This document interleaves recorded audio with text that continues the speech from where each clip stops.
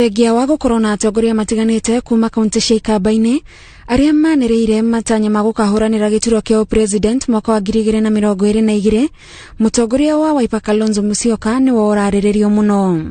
Kiumia kĩhĩtũku ambunge amwe nĩ merĩga kũria Kalonzo eyeherie kĩhĩtahĩtano-inĩ gĩkĩ na anyitane na mũnini wa president William Ruto, makiuga kwa ihinda rĩrĩ matirona ta agatobora gũtuĩkania makũmbĩ ma ũteti wa mwaka wa 2022. Our opinion as Ikamba leaders is that the route to presidency for our community is through Ruto.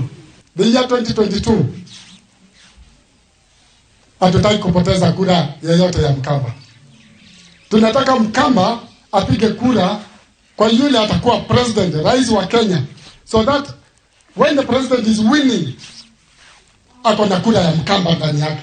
No rĩu ambunge angĩ kuma gũkũ Ikamba-inĩ nĩ mokĩrĩire aru nao makiuga nĩ matete mwerekera angĩkorwo no mate wa mũciĩ mathiĩ makanyitanĩre na mũndũ ũngĩ. When we see some of us here wanatoka zone yetu na wanashangilia zone nyingine, we are asking ourselves questions.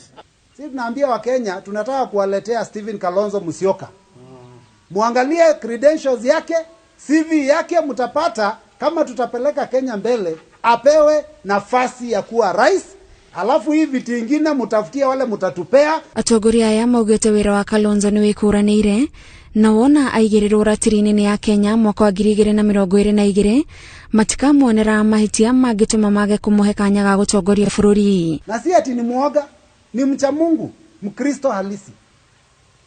Ana madharau, hajawahi tukana mtu, na mali ya umma hajawahi guza, na amekuwa kwa ofisi kubwa za serikali mpaka akawa vice president miaka 5. Gavana wa kaunti ya Machakos Alfred Mutua na wa kaunti ya Makueni Kivutha Kibwana nĩ manĩrĩire itanya rĩa gũkahũranĩra gĩturwa kĩa president mwaka wa 2022.